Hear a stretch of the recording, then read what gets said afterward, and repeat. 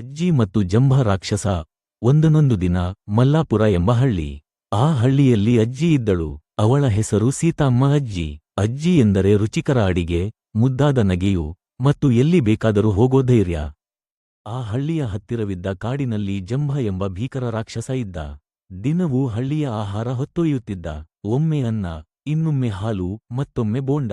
ಹಳ್ಳಿಯವರು ಹೆದರಿ ಏನೂ ಮಾಡಲಿಲ್ಲ. ಅಜ್ಜಿ ಯೋಚಿಸಿದಳು, ಈ ಜಂಭ ರಾಕ್ಷಸ ಸುತ್ತಾಡುತ್ತಾ ತಿಂದುಬಿಟ್ಟರೆ ನಮ್ಮ ಊರಿಗೇನೂ ಉಳಿಯಲ್ಲ. ಅಜ್ಜಿ ತನ್ನ ಗೊಡ್ಡೆಕಟ್ಟೆ ಹಿಡಿದು ಒಂದು ದೊಡ್ಡ ಬಟ್ಟಲಲ್ಲಿ ಮಸಾಲೆ ಉಪ್ಪಿಟ್ಟು, ಅವಲಕ್ಕಿ ಮಿಕ್ಸ್ ಮತ್ತು ಮನೆ ಮೇಡ್ ಲಡ್ಡು ಹಾಕಿಕೊಂಡು ಆ ಕಾಡಿನ ದಾರಿ ಹಿಡಿದಳು.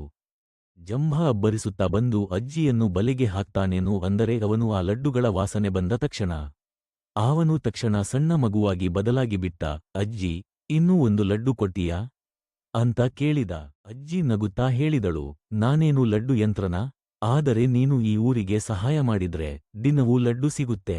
ಅಂದಿನಿಂದ ಜಂಭ ರಾಕ್ಷಸ ಊರಿನ ಪಾಳೆಗಾರನಾಗಿದ್ದ.